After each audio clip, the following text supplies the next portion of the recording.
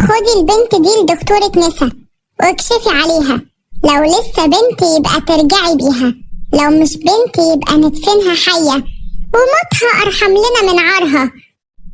هي دي الكلمة اللي أبويا قضى بيها على طفولتي وحياتي كلها أول ما قالها. أنا شيرين، البنت الوحيدة لأبويا وأمي، اتولدت بعد سنين طويلة من ولادة إخواتي الولاد. أبويا كان بيكره البنات وشايف إن خلفتهم عار، وعلشان كده من يوم ما اتولدت وهو قاسي عليا، عمري ما شفت منه رحمة ولا حب أب لبنته. لحد لما أقول لكم، ما تيجي أحكي لكم حكايتي من الأول اللي بدأت وأنا مجرد طفلة يوم فرح عمتي.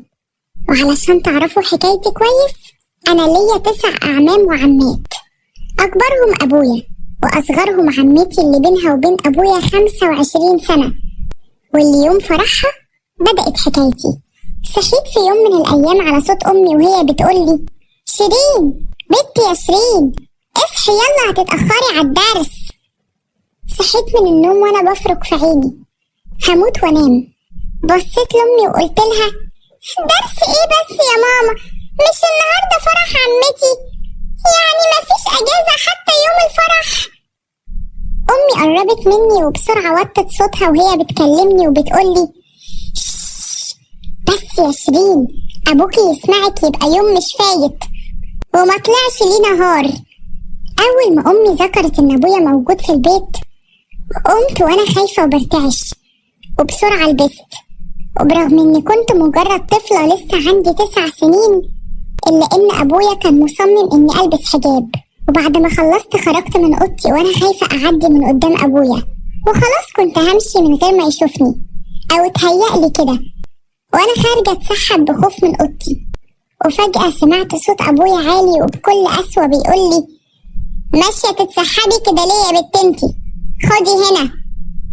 اتخضيت من صوت ابويا ووقفت قدامه وانا برتعش من الخوف، ووطيت راسي وقلت بتأتأة بتخرج مني على طول قدامه: نعم يا بابا. بصلي بكره وقال لي: انا مش سألتك رايحة فين؟ رديت بنفس الخوف وقلت له: رايحة الدرس. ساعتها ابويا زقني بكل قوته وهو بيقول: قطيعة خلفة البنات واللي بيخلفوها، مش عارف انا لازمتها ايه التعليم؟ ما انتي بكرة تتنيلي وتتجوزي، لولا عمامك غصبوا عليا تتعلمي زي بناتهم كنت قعدتك غصب عنك في البيت وارتحت من همك، وهو تخدمينا وتشوفي طلباتنا بدل ما انتي زي قلتك كده. اسمعي يا بنت انتي، تخلصي الدرس وترجعي على البيت دغري، اياكي تكلمي حد ولا حتى البنات البايظة اللي معاكي في الدرس. تخلصي الزفت الدرس بتاعك ده وتيجي البيت الكبير علشان فرح عمتك، كلنا هنبقى هناك، فاهمة؟ فضلت اسمع كلام ابويا وانا مش فاهمة قصده وخايفة حتى انطق، لحد لما خلص كلامه. وساعتها قلت له بسرعة: حاضر يا بابا. ومشيت بسرعة من قدام ابويا علشان اروح الدرس بتاعي، وانا عارفة ومتأكدة ان اخويا ماشي ورايا زي ما بابا معوده يعمل كده، ولمحته كتير ماشي ورايا وخفت اسأل حتى، برغم اني اساسا مش عارفة السبب اللي يخليه يمشي ورايا لحد ما اروح الدرس.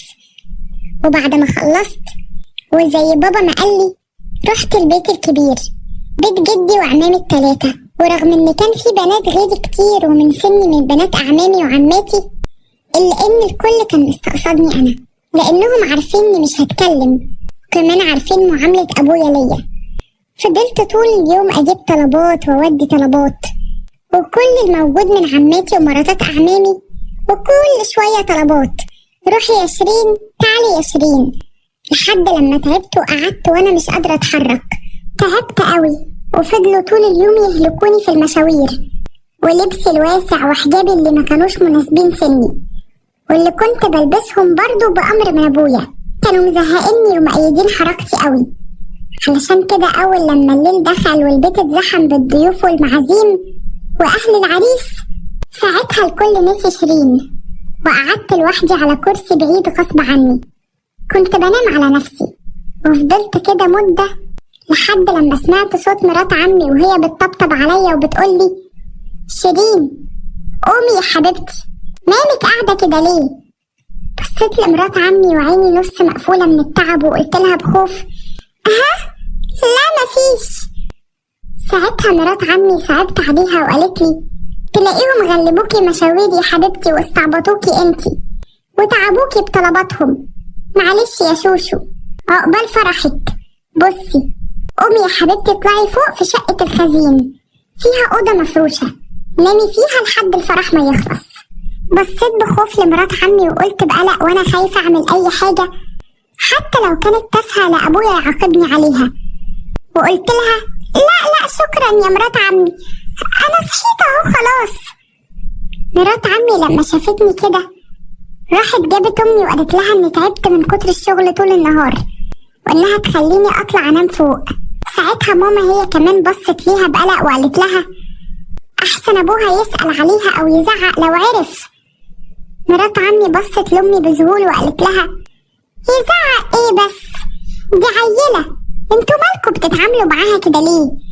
الرحمة شوية، دي طفلة يا ام اسلام. وبعد اصرار من مرات عمي على اني اطلع ارتاح وانام فوق، ماما هي كمان اقتنعت اني اطلع. علشان كده مرات عمي ادتني مفتاح الشقة وطلعت الشقة اللي فوق واللي بيسموها شقة الخزين، وده لان الشقة كلها فاضية ما فيهاش غير أوضة واحدة بس مفروشة بيستخدموها لما يكون عندنا ضيوف.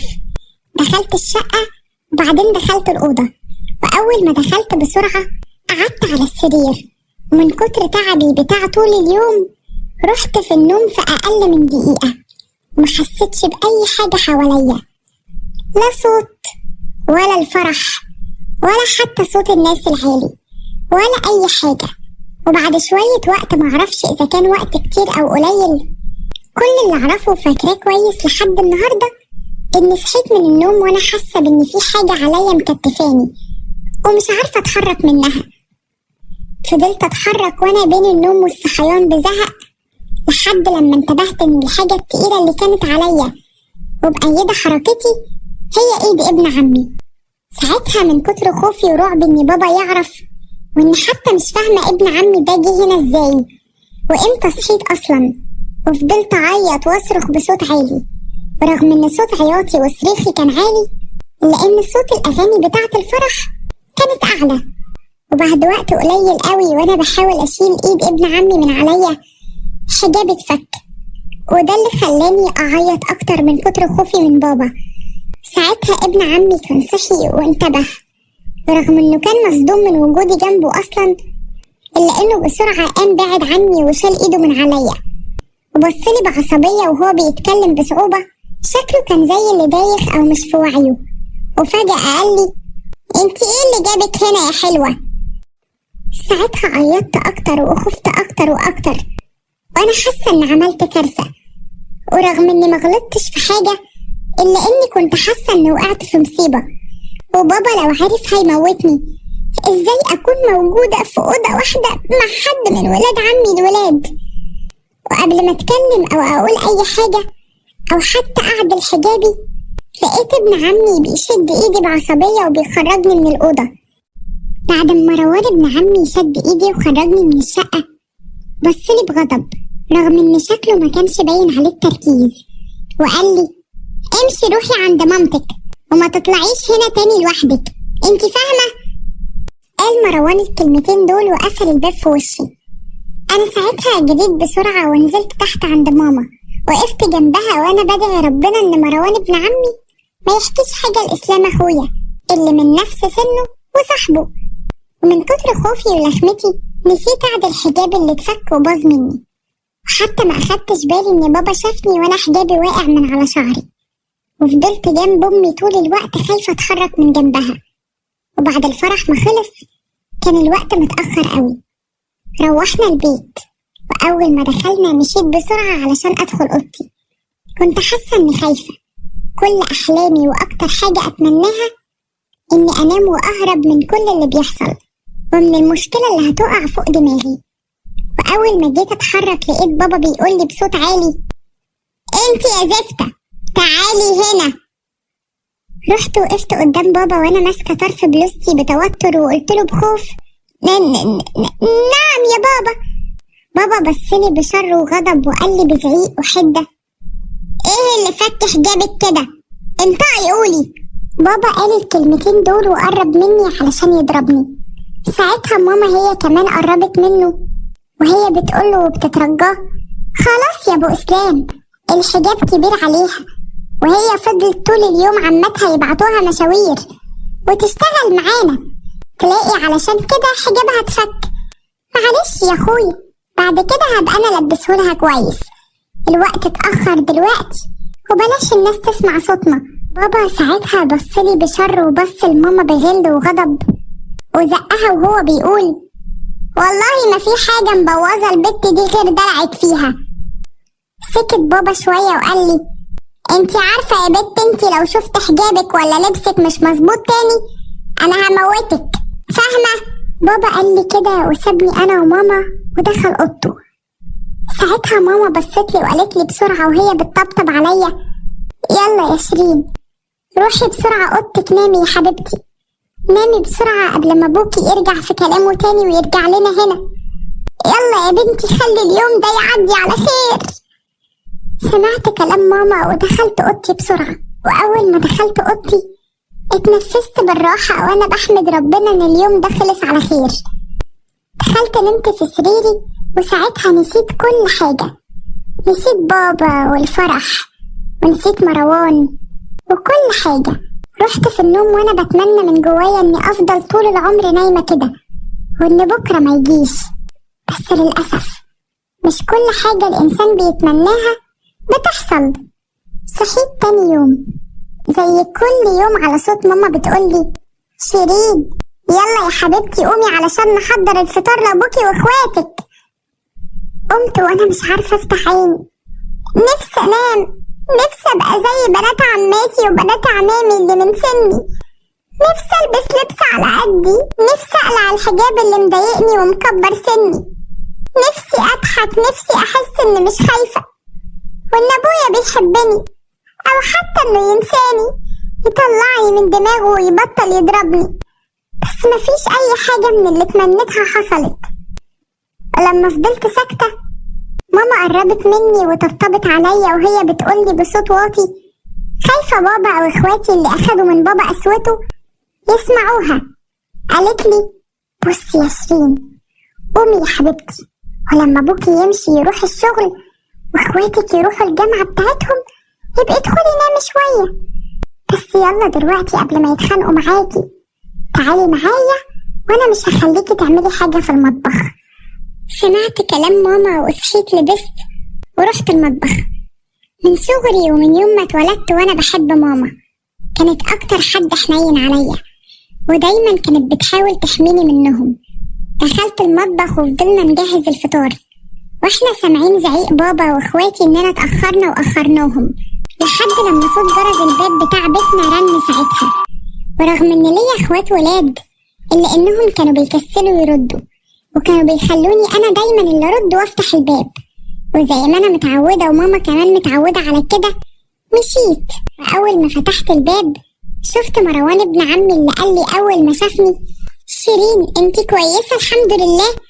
وانا مش عارف ايه اللي حصل، هو امبارح حصل حاجة؟ ساعتها قبل ما ارد او حتى اتكلم او افهم اصلا مروان قصده ايه، لقيت صوت بابا اللي كان واقف ورايا من غير ما اخد بالي انا ومروان ابن عمي، وهو بيقول بصوته العالي اللي بيرعبني: كويسة ازاي بالظبط يا مروان؟ وايه اللي حصل امبارح؟ تعالى اقف قصادي هنا وكلمني راجل لراجل. ماما جت هي واخواتي على صوت بابا العالي وهو ماسك مروان من هدومه بيشده ومصمم يعرف فيه ايه حصل بينا امبارح. انا بسرعة رحت وقفت جنب ماما وانا برتعش من الخوف، واخويا اسلام ومحمد راحوا يسلكوا مروان من ايد بابا اللي كان بيقوله بصوت عالي: انت قول فيه ايه حصل بدل ما موتك في ايدي. مروان بص لبابا، انا فاكرة بصته كويس لبابا رغم ان مروان ابن عمي من سن اخويا اسلام واكبر مني بكتير، وبابا كبير عمامي والكل بيخاف منه، الا ان مروان ما كانش بيخاف. واوقات كتير كان بابا بيتكلم عليه وبيتخانق مع عمي ان ابنه بيتحداه في معظم امور العيلة، وخصوصا ان اللي كنت فاكراه من كلام اسلام اخويا إن مروان ضد بابا على طول، ودايما شايف تربية وآراء بابا إنها غلط في غلط في كل تصرفاته. مروان فجأة مسك إيد بابا وبعدها عنه، وبعد كمان عن إخواتي، ووقف بص لبابا وقال له بكل جرأة: عمي، أنا طالب إيد شيرين للجواز. لدقايق الكل سكت، ما كانش في أي حد بينطق. الجو كان متوتر ومشحون مني، وأنا اللي مش فاهمة أي حاجة. وقتها بابا بصلي أنا ومروان والشر طالع من عينيه، وماما سكتت خالص. وللحظات حسيت إن نفسها اتقطع، واخواتي اللي مستغربين للموضوع كله. وفضل الكل كده لحد ما إسلام أخويا اتدخل وقال بهزار علشان يعدي الموقف: إيه يا عم مروان، أنت ناوي تتجوزها ولا تربيها؟ ولا تكونش مش واخد بالك من فرق السن اللي ما بينكم كام سنة؟ جرى إيه يا شحط؟ يوم ما تفكر تتجوز تبقى عيلة عندها 9 سنين، والفرق بينكم أكتر من 13 سنة. هزارك رخم زيك يا مروان. مروان تجاهل كلام إسلام أخويا وبص لبابا بتركيز وثبات أكتر وقال له: